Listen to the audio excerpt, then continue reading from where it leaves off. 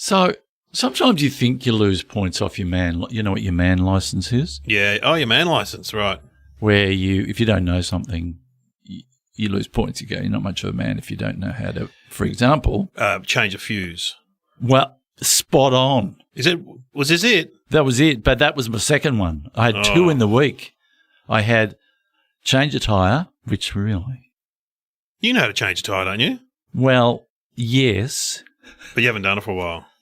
Well, here's how I done. I thought, well, I'm a member of I got a nail going down the coast. Yeah. I pulled over, managed to work out that I had a flat, rang the. Where were you, remote or? Down the coast surfing.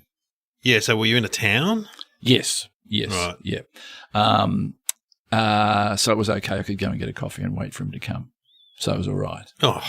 So it's good. But I'm thinking, well, I might as well get, I'm not going to hurt my back. I'm paid for this.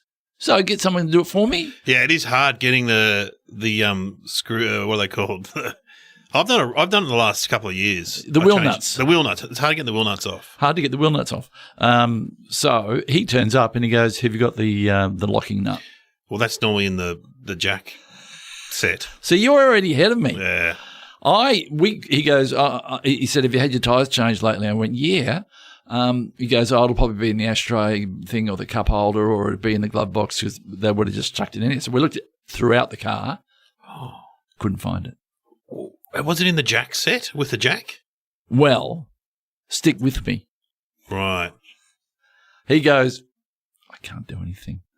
I'm going, wow, this is big. This is really big. Can't big do when the RACV guy can't help. Yeah, yeah. So he goes, I can't do anything, but I can organise. So I had to get a tow. Trucked. Good part was I got to drive it onto the back of the truck. Oh, yeah, cool. Because the car was, I go, pull it around. He goes, yeah, bring it up. I'm going, I'm actually going to drive it onto the back of the truck. Yep, bring her up. You'll be right. No worries. Keep it going.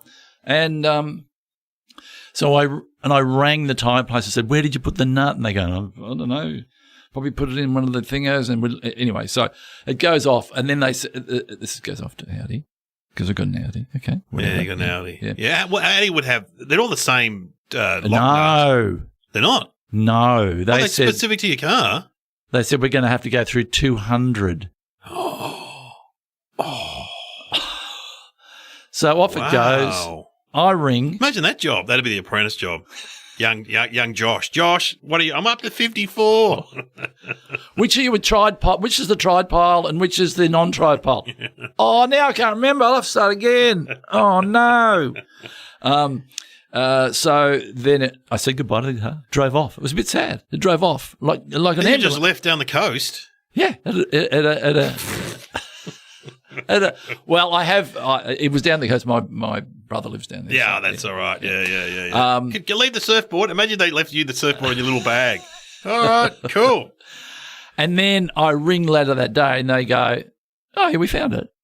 Oh, no. And because I was looking up YouTube, I was looking at doing the whole thing and goes, oh, it was in its normal spot. And I go, normal spot? In the jack thing. Yeah. But because when I try to get the tyre out, I'm going, there isn't a jack as well. Something's up here. There's no jack and there's no nut. I reckon the guys at the car yard have stolen my jack. Why would they steal a car jack? They're normally shit. Well, this is what I concluded. They got better jacks at the car yard than that one. I'm Colombo. I go, well, there's one question about the jack. It doesn't appear to be there. Because it's normally underneath the tyre or on top of the tyre. They showed me. They eventually there was a little tiny tag. Yeah, you pull it. And it went pring, and there was every tool known to man in there. The jack was there, and there was the nut sitting there going, ha, ha, ha, ha, ha, got you. And I'm going, you caused all this. So anyway, I put it to you, though. The RACV guy should have known that. You know what I mean? You're not a car expert. He's a car expert. I didn't want to say, but it did go into my report. Because, here you go, where they go, how was our service? I said he was good. Everything else he did was good. Yeah, I'm sure. And he was a nice guy. But I thought he should have. He should have known there's a secret compartment in He should, yeah. Anyway. He Was a the good guy. compartment on the side of the boot or? No, it was right up the back. Yeah, Back of the right, boot, like yeah. where the back of the seats. Sure. Yeah. Sure, Is this sure, interesting? I don't know. sure. I'm finding it interesting. So then they go, but we can't find you a tyre. We can't replace because I've got pretty low profile, pretty groovy tyres. Yeah, can't find you one. This is Geelong. So I had to drive home with the spare on, Oh, yeah. little dinky. Oh, the dinky thing. Yeah, the I love dinky that. one. Looks Yeah, like yeah. you got a toy car. Yeah. You You can't drive long distances in those, and you eh? can't go over 80. Oh, So I was I did the Geelong Road. on Geelong Road. Get Come on the road, you come idiot. on, you got an Audi. Get your finger out. Come on. Bloody love it. So I'm giving them the hazard lights yeah, as I'm driving down. Yeah. Come around. Come around. Go past. Go past. So then, What a saga. saga. So then the next day, at home, blackout, power surge. Couldn't find the problem. Oh, the fuse. The fuse. Fuse box? You know where the fuse box is, though, yeah? Well, yeah. No. Had to find it. And we had another man there doing something else, and I sort of was hoping that he might be a real man and fix it. And so I rang my brother. And what did he say? We did it on FaceTime.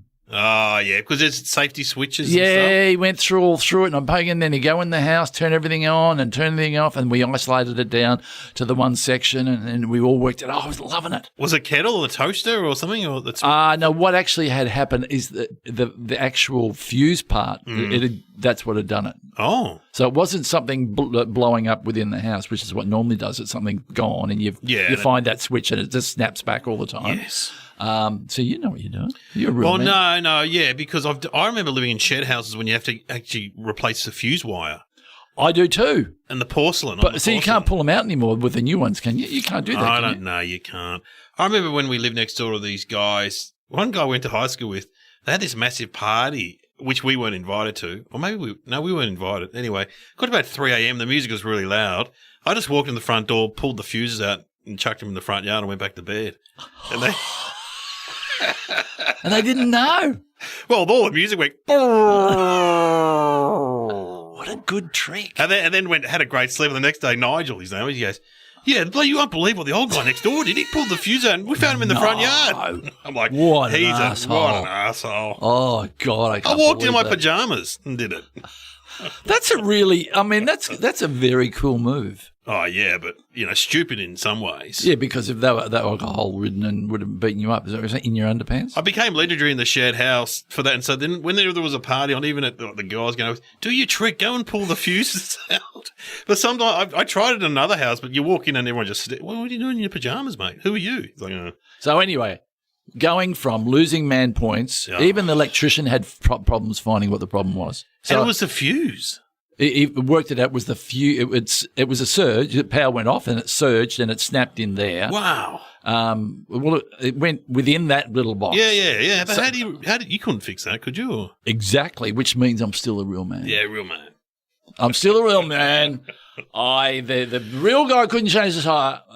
The professional man didn't know what the problem was with electricity. I stand tall and I walk amongst men. Yeah. Anyway. Yeah.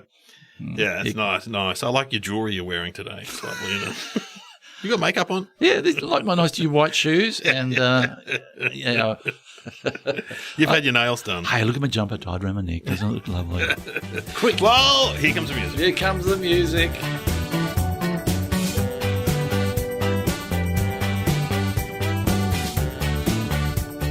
Hello and welcome to Somehow Related. Now please welcome your hosts Glenn Robbins and Dave O'Neill.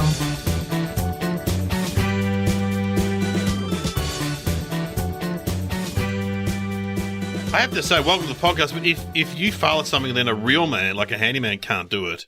Then you're still a real man. Yeah, that's what I'm saying. Yeah, it's the fallback, isn't it? It's the That fallback. But Yeah. there was, it's like the time that I was at the airport and I was came back and had a flat tire. And I did open the boot and my jack was gone. Wow. Now, So they are in the business of stealing jacks. yeah, there's a whole black market of jacks out there. So I had to call the RACV, and it was right near the exit of the car park at the airport. And I'm standing there, and people driving past go, because the guy was changing my tyre for me. Oh, Russell Court doesn't even know how to change his own tyre. Oh, you really are a dickhead, you know. And I was sort of going, I haven't got a jack. My jack's been stolen. Don't worry about it. Oh. Well, yeah. Well, last time I changed, I was in the bottom of Etihad Stadium when we went to a football game. Came out with the kids and Kieran. I was hoping one of the Geelong or Footscray players would just, one of the legends. Yeah, big Bonapelli or, Or get the whole team to lift the car up for you. Nothing, no. People just drove past and tooted the horn. Like, thanks for that. And you break out into a sweat. You know that I did it though. The one trick that I do know that is important is that when the wheel comes off, you slide it under the car. Oh, yeah, so it doesn't crush the... Oh, I don't say it offhandedly like that. I thought the important thing is to loosen the wheel nuts before you put it up on the jack. Yes. That's very important. Oh, because you've got something to purchase again. Yeah, you can't. Oh. And don't tighten your nuts in a clockwise or anti-clockwise. You got to do it randomly across the line. Yes, you know. You know. Oh, yeah, I know. I got my Scout changing a tyre badge back in the 70s. Anyway, look, welcome, and it's post-Christmas, I suppose. So I hope everyone had a good Christmas, and this is a Tuesday after Christmas. Yeah, I spent an hour in the line at the seafood shop today. Again. Did you meet your mate? Remember you met a guy? I met a lovely man the other year, whatever year it was when we could do things. And I saw him out the front of his house the other day, and I said, "Do you remember me? We met in the line. We're lifelong. We spent time together in the war." And then today I met two lovely men who I don't mean. He's a way to meet men. So what did you buy? Like what? Prawns? Yeah, frozen prawns. Is that it? No, let me finish. Shucked. Go and get shucked oysters. Oh. And a whole, wait for it, whole ocean trout. Oh. To be cooked by Alex on the barbecue, I think. He's a chef, so. That's the thing, though. That's when that fish is just fish. But then you see that fish lying there, that dead fish, that beautiful. With the eyes looking at you. Eyes, and they're going, I hope you enjoy yourself on your Christmas day. Because I was swimming around with my family, and then I got snapped out of the ocean. And here I am just filling up your stomach. I hope you enjoy yourself. Anyway, he's in the fridge now, ready to go. I'm getting the turkey delivered. I don't like restaurants that have live fish out in the fish tank out the front. I know. I love that one. I'll have Tony over there and Keithy, and they're looking at you and they're going, "Please don't eat me." Yeah, the lobsters in there. The lobsters. Please don't eat me, because maybe one day I'll get out. I do eat meat and I do that, but it does make me feel a bit sad. All right, well, let's get the topics. Let's pick everyone anyway, up. Merry Christmas. Post-Christmas. Post-Christmas, yes. Hey, what other topics? Chainsaws and childbirth. Could there not be two things further apart? Wow. Let's do childbirth first. Should we do childbirth? Yeah. Well, I mean, I've been at 3 births of children. I've been in the room. Well, we have to these What days. end did you stand at? Can I ask that? The secret garden end. So, hang on, which is that end? Which is you were at the special end? Well, no, yes and no. Kieran really wanted the first one, which was Jasper. He's 18 now. I got him a job at the bottle shop, as we've discussed. Good story. He's at the bottle shop, still at the bottle shop. Hasn't been sacked yet, which is good. So what was happening there was Kieran's mum turned up, which Kieran thought would be good, but then anyway, she got to get Betty out of the room. Okay, I'll get Betty. I said, Betty, go and talk to the obstetrician. So the obstetrician, she bloody cornered him and told him about her B&B in Dalesford and suggested that he come up there for a holiday. And so the baby started to crown, which means the head starts to come out, I think. Yeah. And so the midwife was fantastic. And then the obstetrician comes back in the room. But my job, I think, was mainly just to what the problem is when you see a woman give birth, men are kind of useless. You know what I mean? Yeah. There's not much you can do apart from support. Yeah. And I was visually telling, because she's a visual person, I was telling her what was happening. Yep. You know what I mean? Because she said it was so painful. I said, the head's coming out, now the shot. And so that really helped her, apparently. But is it really that painful, though, really? I think it might be. I don't know. And then the second one was Kitty. Is it as hard as changing a tyre at the airport? Yeah. I don't know whether it is. You get the man turn up.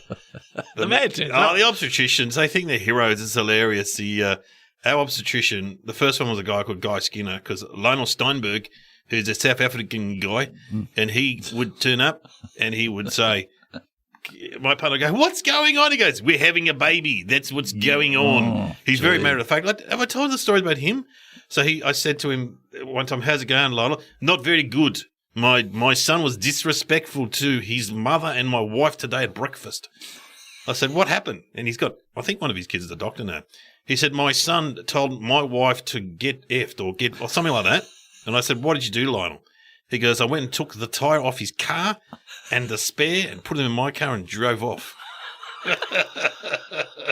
So this is our obstetrician, Lionel. And, I like Lionel. And then Kitty, Barney was the third one. And I fell asleep during that one, and the midwife kept kicking me to wake me up. Fell asleep. Thought I've seen this as a repeat. I've seen this well, before. you saw the original. You don't want to see the original too. But the only thing I took away from childbirth was that men are useless during childbirth. Yeah, but they're supportive. They can put on the Enya CD or whatever they want. You can like massage their hand or something, or. But there is an argument for in some cultures men aren't in the room. Yeah, well, back in our parents' day, they weren't. Oh. My dad was in the Air Force. Yeah. When my two older brothers were born, he said, what happened? The sergeant would call him into the room and go, Kevin, you've had a son. Yeah.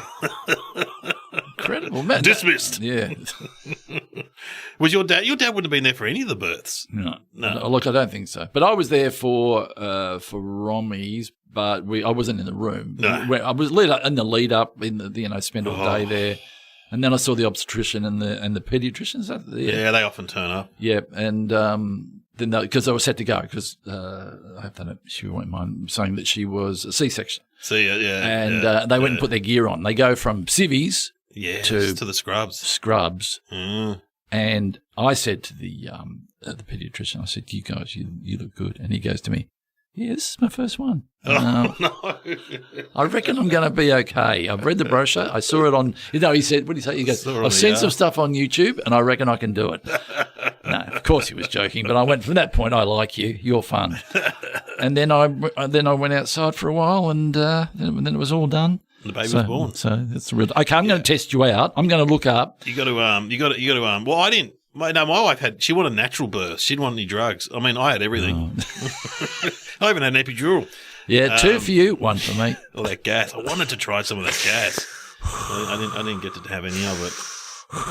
Okay, I'm going to test you out. I'm going to look up childbirth. Yeah, go on. Terminologies. Okay, terminologies. And see how well you know. Episiotomy? Yeah. Okay. What's that? Is that where you cut? Where you slip? That's where you split from the number 1 hole to number 2 hole. Oh, yeah. And you are, in some ways, you're better to split than be cut because I remember this because it's harder to stitch. If you split, it's a lot harder to stitch. But if you cut, it's a clean line. So you're better to cut the. Yeah. If you're driving the car, are all your sphincters tightening at the moment? I think so. And women that have had it done, especially. I shouldn't, man. Okay. What is dilation? Oh, that's when they say the thing's dilated. So they go, you're only 5 centimeters dilated. Yeah, so that's the vagina opening up. Yeah, all right then. I do stand up about that. I do a joke about that. Hilarious.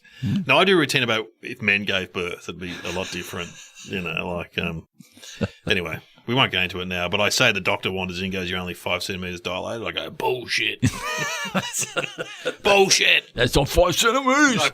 No way, mate. Yeah. Turn the shower on. This baby's coming out. Forceps. Oh, yeah. The forceps are used. They used to pull the baby out. Because remember when kids were born in our era, forceps birth? And funny shaped head. Yeah, funny shaped head. But nowadays they go to a C-section, don't they? They still use forceps occasionally. I think. Well, it's been a while since my kids were born, but there was definitely talk of forceps around the hospital. But I don't know. Second trimester. Yeah, that's like pregnancy's 9 months. That's like the second, the second bit, like quarters in football. There's 4 of them. Is there 4 quarters? I think there's 4 trimesters. Yeah, 4 trimesters. Why is there a try in there? If it's hang on, is there 3? It's got try. Okay, sure, it would be quarters. No, there's 3. Must be 3, I reckon. Oh, shit. Something to do with 14. Is it 3 lots of 14 weeks? Yes, would that be right? Yes. Yeah. So that second trimester's in the middle. Yeah. Umbilical. Yeah, umbilical cord. Yeah, we all know that one. Okay. I cut the cord, but I cut the cord on the first one, and then I noticed that the doctor cut the cord further down the line anyway. I'm like, well, you're cutting it anyway. So it's a bit of a... It's a bit like it's like an opening of a new park. Yeah, you're not really opening cutting the park. ribbons. Yeah, you're not really opening the park. No, you're not. No. Yeah. It's bullshit. Induced. Induced is when they induce to get the baby Through out. chemical? Yeah. I think so, yeah. But you can use natural, Kieran had acupuncture to induce, which helped. A couple of needles. Oh, really? What, before or during? Yeah, before. Yeah. Okay, there's one other word. I don't know what it means. Conception. Mate, that's how we got into the trouble in the first place, mate.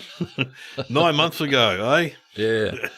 You got your midwife, you got your obstetrician, you got your pediatrician. Yeah. So obstetrician's birth, pediatrician's babies and kids. Yep. Midwives are the heroes. They're doing the heavy lifting, aren't they? Mainly women. Yeah. And older women and tough. Just call it straight. Tough. You can spot a midwife. They often look kind of similar. Grey bob. Like no nonsense, no nonsense. They look like a good hugger too. Oh yeah. And they get things done, midwives. They're the best. So they've got the answers, and you feel in safe hands. Yeah, absolutely. Midwifery, that's what they. Midwifery. Go and study midwifery. Yes. Because see, women get on the woman's wavelength. Yeah. You know what I mean? Yeah. They really get on that wavelength, whereas men, we're not on the same wavelength. We're not. It's different frequency, I believe. Is that why? When it comes to birth. Oh, when it comes to birth. Yeah, and a lot of other things, but I think so. I don't remember my birth. I was a baby at the time. As Woody Allen said, I was tired after the move. I was born young. In fact, I was a baby. I think we've cut childbirth. Why don't we do chainsaws? Yeah, natural evolution to chainsaws. I don't. Have I ever used chainsaws? Dangerous. Oh yeah, no. I've So used dangerous. the closest I've used. This is very jump around your shoulders.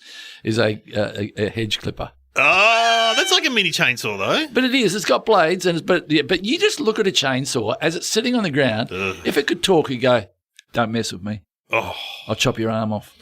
I know, friend of the show, Des Dowling, who lives in the country. Yeah. He's got a chainsaw, and then the horrific stories of chainsaw accidents come out. And drop them on your leg and chop. Yeah. One guy, major artery, dead. Yeah, one guy went out the backyard to chop up wood. Wife hadn't seen him. Went looking for him. He was just dead on the ground. Yeah, nicked an artery. Yeah. Oh, that's why they wear chaps. Yes. When they chainsaw. Yeah. When they chainsaw. But I just look. It's one of those things that I would these days. It's just not worth doing. Not worth using. Get a man. Get a man. Again, get a man. Get a man. If I was a younger man, I would be foolish enough to try and use one, I reckon. But and what the problem would be is if you used it once and you were good at it and you did a big pile of wood or something, you go, "Oh, I'm great at this." Yeah. I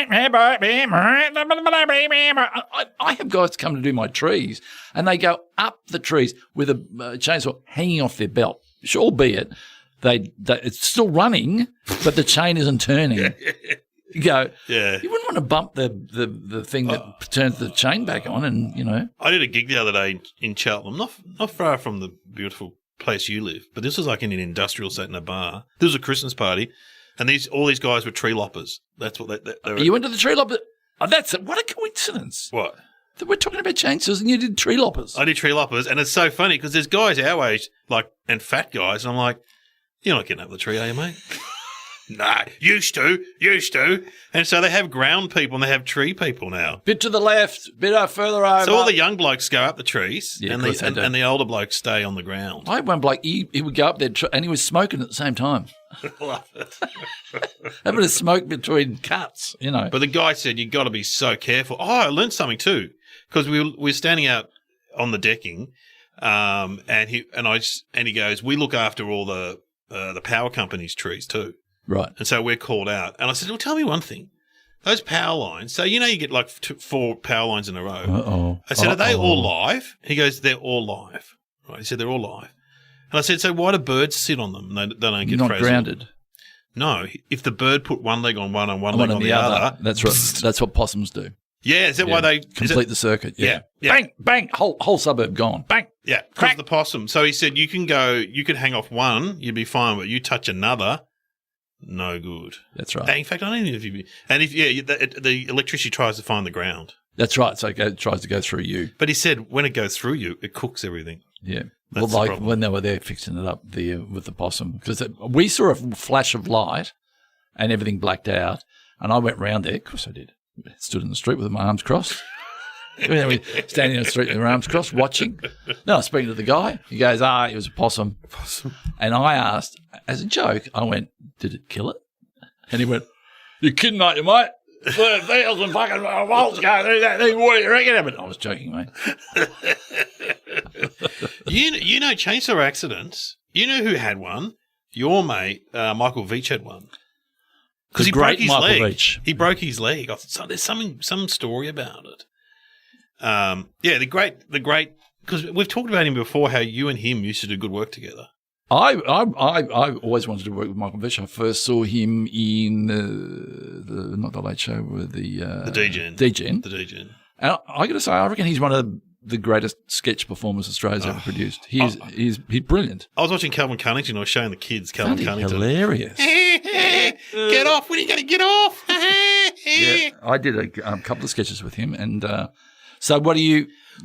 We should. Oh, it'd be interesting to talk. I want to talk to someone. I know Des hasn't had any actual accidents, but I remember Veach because I read an article. I've seen him we had lunch a couple of times. A few of the old writers from Full Frontal and Fast Forward get together. And he came along to one of them maybe 4 years ago. And so I see him every couple of years because he moved to the bush or somewhere. I think he's up Warburton Way or something like that. Veach. And he was one of the first of our clan to have kids. He had twins. Very young. Those kids are like 30 now. Yep. Because he's currently doing a one-man play. I don't know if it's still going, but my friend went to see it, and it's his book as a play. He's written so many great I've read books. some of his books. He's a great writer. My dad loved his books. Flack. Dad read that one, and I read the one about Barney, the Australian resistance fighter. Should we ring him up? Ask him? Have you got his number? Okay, hang on. I'll just go under former Fast Forward Full Frontal stars. Let's see. We've got Vizard, Veach. I don't have Vizard's number. Magda, don't have her number. Mark Downey, don't have her number. I've got all those ones. You've got all those ones. Yeah, so together we can take on the world of sketch comedy. I'm more Full Frontal, which was a You're different... NFF, yeah. NFF was a different time. Oh, Fast Forward Full Frontal, both the same. Yeah, but they were different casts, weren't they? There was a bit of a crossover. Oh, here he is, Veach. He's just under his surname, Veach. But hang on, this is going to be a bit weird. All right, well... This is going to be a bit weird. When was the last time you spoke to him? Oh, can't remember. 5 years ago? No, we get on well, but I just haven't seen him for a long time. No. But is it going to be a bit weird? Hi, how you going? Tell us about when you nearly died. Is it going to be a bit weird for him? Oh, no, it could be... Well, it could be triggering. Could be tricky, or it could be cathartic. Could be good. So how are we going to do this? We'll ring him and we'll just talk to him. Don't worry about it. You're a good therapist. You can talk him down. Okay, hang on. Yeah. It's ringing. It's ringing. Should do Calvin Cunnington. Uh-oh. Hello, Michael. It'd be Christmas shopping, I reckon. Reckon? Yeah. No, you never know. Veach could be doing anything. Hello. Is that Michael Veach? It is on occasions. Yes. Hello. This is Dave O'Neill and Glenn Robbins. And a name you may remember from the past, Glenn Robbins. And can I just say, you are on our podcast. We have to tell you that you're on our podcast, and we have randomly called you, and you're going to be shocked when you find out what we've rung you for. It's not to talk about the good old days or anything like that. No. This is an ambush. So it's an ambush. Absolutely. So we apologise. We don't want to talk about your stellar career, award-winning books, or yeah. Oh my God, your book's incredible. I'm a big. See, Dave doesn't think it counts. That if you read a book, I'm a big audio book guy, and I was listening to your audio book the other day. Absolutely. Not only has he written the book, but he does the voice as well. Wow. So you're getting a double bang of. What are you listening to, Glenn? Flack. Oh, okay. That's the first one. I'm currently working on my 11th. Wow. And you've just done a play, because a friend of the show, Mark O'Toole, went and saw it, the one about your great-great-grandfather was a doctor on the ship that came out. Yeah. One of they call them the plague ships.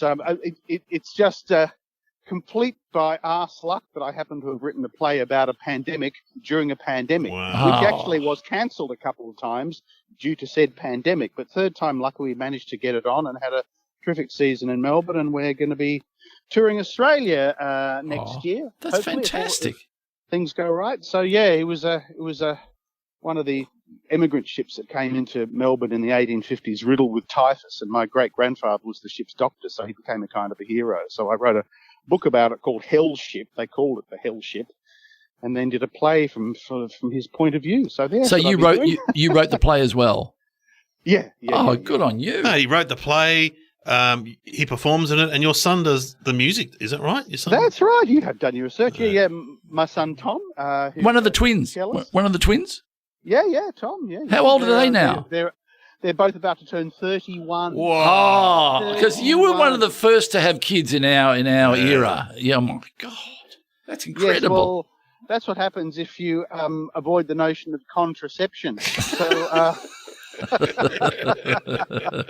but hey, water under the bridge now. My daughter's 34, so that really makes me feel old. Man, you're a pioneer. No, you are. Well, the thing is, I'm glad it happened because you're kind of relatively young when your kids are growing up, and it's so friggin' exhausting. Yes, it's exhausting. Oh, I see. I mean, my youngest is 13, but I see guys my age. I'm 56 at school pick up with a 5-year-old. You're like, what? Well, my stepdaughter's. I know. Well, blokes of our era that get on the merry-go-round. Yes, again second time rounders. Have you had grandkids?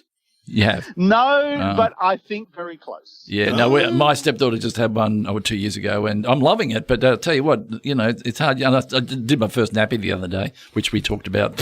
Right. It was Glenn's nappy. Yeah, my own nappy, because we're all heading down that road.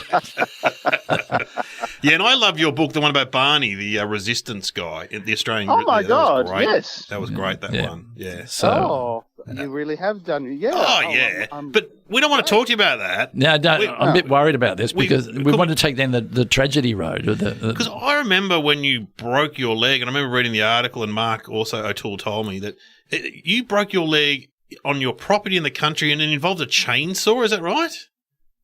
Yeah. Well, yes, it involved a chain. It did involve a chainsaw. It wasn't the chainsaw that directly made the impact. What do you want me to tell you the story? Yeah. Because we're talking about chainsaws on our podcast. That's all. Yeah. Okay. Well, hang on. What? Well, we do two topics. We do chainsaws and childbirth, and we've got to work out how they're connected. So you. So we've read your books, but you haven't listened to our podcast. But that's okay. This is like a kind of a Stephen King. It is. Well, chainsaws and childbirth. Yeah. Tune in. Well, you've got experience in both. So indeed. Indeed. I wish I had a bit more experience with chainsaws as I did with childbirth. By the time I used the chainsaw, or else I wouldn't have broken my ankle. But what happened? Yes, at my property in the Yarra Valley. When was it? Goodness me, nearly 10 years ago. In fact, this next year will be the 10th anniversary. But in the middle of winter, June 2013, June the 10th, I think, from memory, I was cutting down. We had a kind of a thick grove of bush that was blocking the north facing, sort of blocking out the light. So in the low winter sun, the house hardly got any light, and it was just cutting through the tops of the crowns of these big, they're called messmate, Eucalyptus obliqua, which is a tall, fast-growing eucalypt with a rather thick crown, but they're long and tall but rather thin. So I said, look, I can take a few out. And so wife said, oh, yeah, all right, okay. Well, you sure you know what you're doing? And of course I went, of course I do. Tragic words.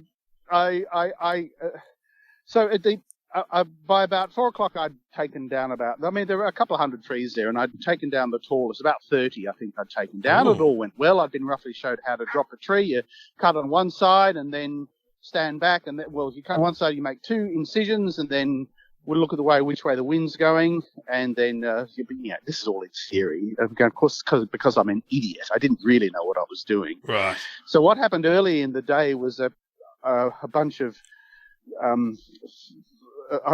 a couple got caught up, which happens when you cut them. The crowns are tangled, so they're actually still holding, but nothing's actually supporting them down below. Oh. And usually, so there was about 2 that were caught up like that. And I went, I don't like look at this. I'll get back to it at the end of the day. So I went happily and merrily on my way, chopping and felling and chopping and felling. And at the end of the day, I still can't believe I was so stupid to go, oh, it's getting dark, because it was about 4:30. Yeah. I better go back to those trees because they Oh. might come down in the middle of the night, which of course, that would be great because there's nobody there. But of course, because being a stupid male, I said, I've got to fix it up. If I was a clever woman, I would have said, I'm just going to leave that till they either fall over their own accord or else someone who knows what they're doing comes along. So I went out and looked at it again and saw an old dead blackwood in the middle of it. Okay, they were leaning on that. If I cut that, they'll both fall over. So I measured it up and make the first cut and then the second cut and stepped back quickly. And yes, and as I thought, after a few seconds, they slowly started to topple over. But what happened was there was a third tree that I'd totally forgotten about that was cut, that was just behind me, and the falling crowns pushed that one over.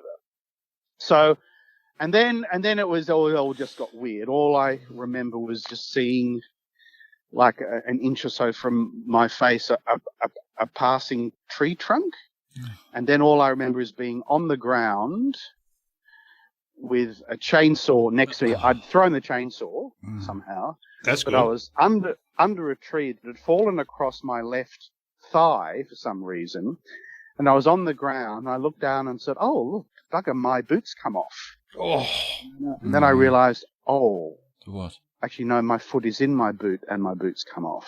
what? What?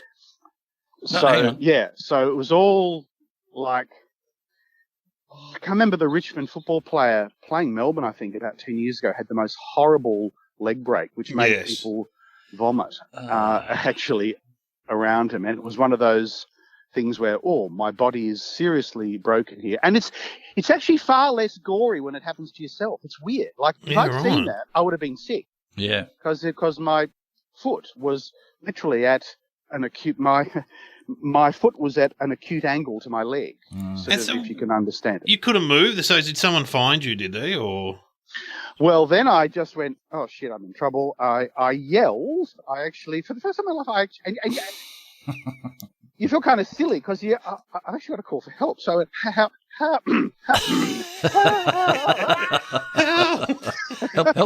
Help. Jenny at the time just happened to be, she was vacuuming. Can you believe it? She was vacuuming in the house with a vacuum cleaner. Just at that moment, her mum had rang, so she turned it off. wow, the mother-in-law Otherwise, saved she by would the not have mother-in-law. heard me. Yeah. Hey? Saved by the mother-in-law. Saved by the mother-in-law, Mary, who's a great mother-in-law too, by the way.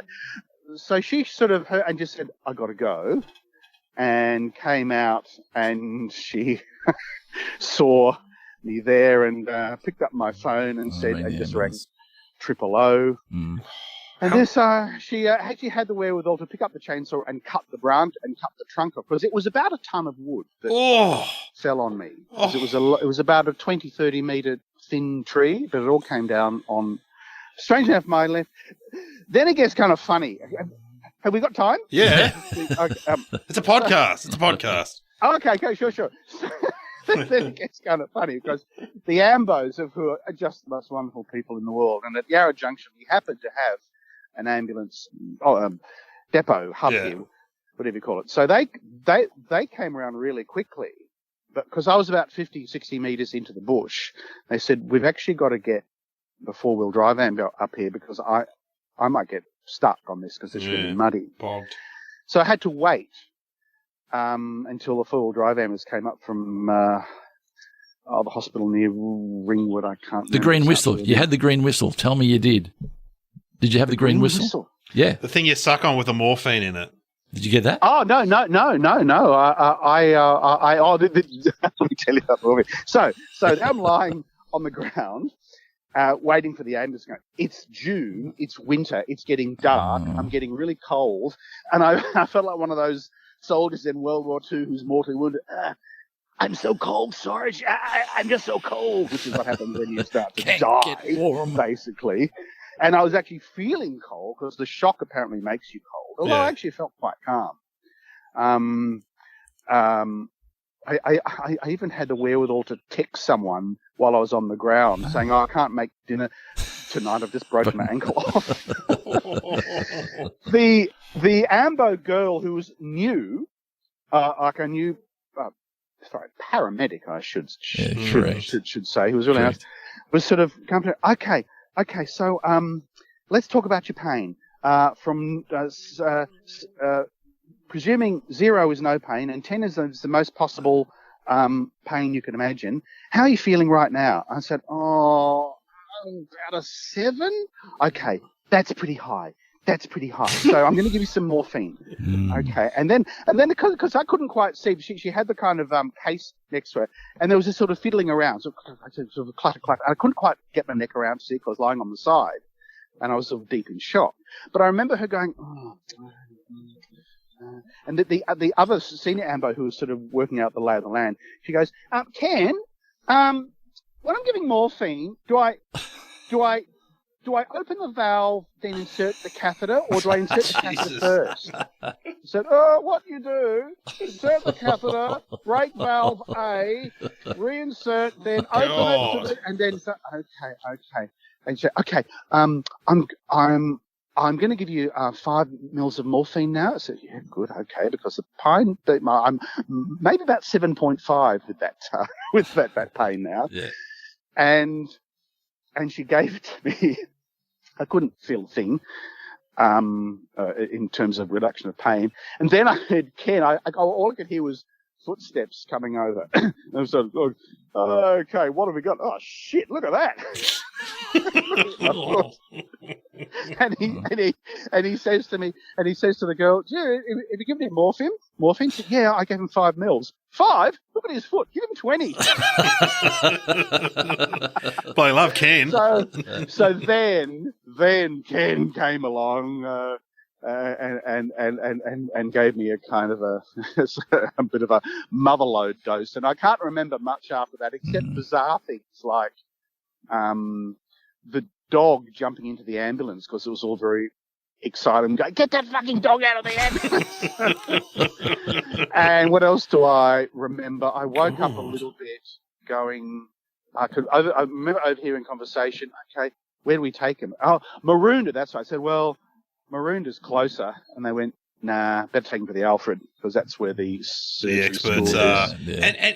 And so, do you still use chainsaws today after this incident? I suppose. Yeah, but not nearly as much. And I haven't taken down a tree since. Well, I've taken down saplings and things, but nothing big. And it's funny, back at that same property, just a couple of months ago, I was watching a professional arborist and actually watching them do it properly and thinking, God, I really was a cowboy, wasn't I? Because he was like, makes one cut,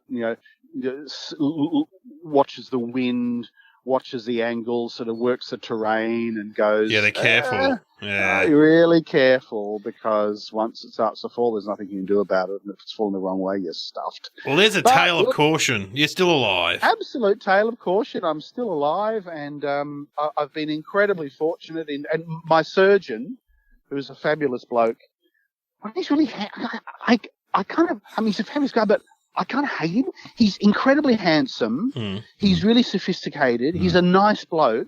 He's a brilliant surgeon. He's not, I can't get a glove on him to dislike him. And he's a really good surgeon. And he actually told me, and he's a Kiwi too, can make things even worse. And he actually told me a couple of times, don't ever take a ticket in Tats because you've Tats. You've had your luck. Because you've expended your luck because you really should have got in. I mean, I don't get too gory here, boys, but there was sort of bone in dirt and all that kind of stuff. Was I know, awful. But as I said, far worse when when it's someone else than you. I mean, if you were telling me that story, I'd kind of feel like that too. But no, it's a strange thing. I can't explain it. But interesting. As it happens, I didn't even get infected. I didn't even get anything too bad happen to me. So what a story! What a story! I can't run anymore. I can't play the only sport I used to like was squash, but I was probably getting to the age where middle-aged men shouldn't play squash because they end up dead on the squash court. Heart attacks. So I can still walk and do stuff like that. I can't run really. We're going Irish dancing on Thursday. Do you want to come?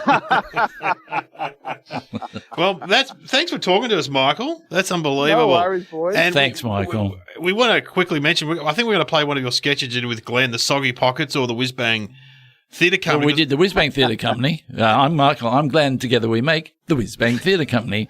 And also, to you remember him well, the Soggy Pockets. love The the two Soggy guys that love you, Pockets. mate. No, I love you, mate. I love you, Oh, mate. yeah, these are the good old days. How many times do we get people coming up to us saying, you couldn't do that these days, could you? Yeah. You couldn't do it these days, could you? And yeah, they're exactly. probably right. But I often say, would you want to? I don't know. I watched some the other night. It's still funny. Still and funny. I watched Calvin Cunnington the other Funny, night. yeah. Oh, my God. So funny. So funny. Look, it's probably funny in a bit, but the way things are now, like the pace of everything is so much faster. Yeah, true. It was still funny. Yeah, still good. Funny. Still good. Well, We're going to play some. Hey, thanks, Michael. Thanks, Michael. And good luck with the play. All the best Thank with the you. family No and the problem. Christmas and everything, and good to see you. And hopefully our paths will cross again. I don't know, but sometime soon. Sometime soon. I hope so. Okay. Thanks. Thanks, Michael. Wow. There we go. Incredible. God, I painted a picture. Well, let's hear some Soggy Pockets or Whiz Bang. So Soggy Pockets, they were the two guys at the bar who were Pissed a bit office drunk. workers. And Friday night. Friday night, but they were very sort of, I love you, mate, and I love you. that's And they would funny. get quite Amorous. intimate. Yeah. Let's hear that. Let's hear that. Hear a bit of that.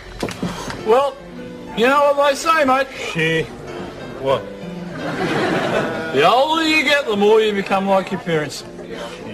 I suppose I'm a bit like my father. No, actually, I reckon you're a lot like your mother. What do you mean? Oh, the way you laugh, the way you smile, the way you dance around the lounge room in ladies' clothes. That's for a football fancy dress. I am aware of that. But it showed me you have a soft, sensitive side. Really? In fact, if you were a girl, and I'm not for a moment saying that you are, but if you were, I would find you very attractive. Oh, thank you, sir. I would imagine you would have a soft feminine name. It's something like Juliet. A beautiful name to go with your beautiful hair. And my beautiful evening gown, all in chiffon. Running softly over my curvaceous sensuous body. Over my beautiful soft French underwear. And on a beautiful bearskin rug in front of an open fire. You would take me and make love to me all night long.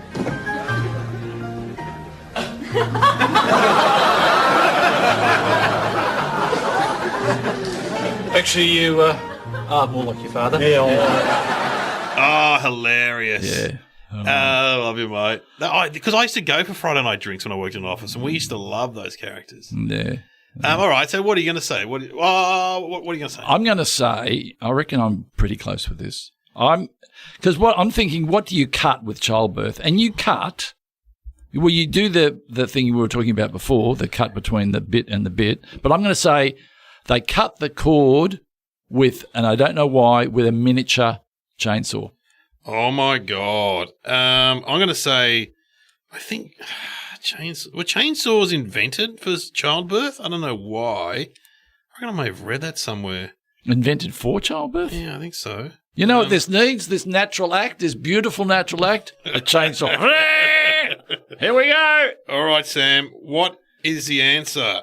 Two doctors invented the chainsaw in 1780 to make the removal of pelvic bone easier and less time-consuming during childbirth. John Aitken and James Jeffrey developed a prototype of the chainsaw, familiar today in the timber industry, for symphysiotomy and the excision of diseased bone. The design of the chainsaw was based on a watch chain with teeth that moved through the use of a hand crank. There we Well, go. I wasn't that far off. I think I was right. You have been listening to Somehow Related with Glenn Robbins and Dave O'Neill.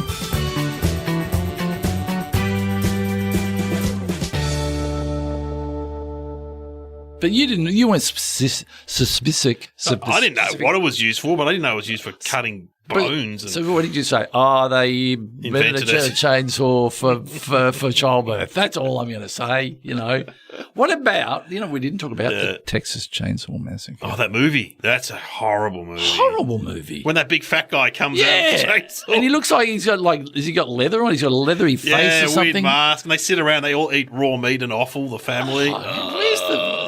God, there's a fun shoot to be on. Based on a true story, apparently. True story. Oh, it's true, sort of. Because I'm a Ryobi guy. Oh, you got a Ryobi. Yeah. I got the one battery and about 20 items. Because the one battery fits all of them. Oh. I got your hair jar, your blower. The drill? You got the drill? No, I've got the drill. We've got a drill. You got the blower? Got the blower. I've got the vacuum cleaner blower. Wow. I've got the edger. Wow. I've got the whipper snipper. Oh, wow. And they found it so, with noise pollution, much better. We've heard how much of a real man you are today on this podcast. Have you got a hairdryer? Ryobi hairdryer. Keith, get on it. That is a brilliant idea. Ken from the Speech the Story.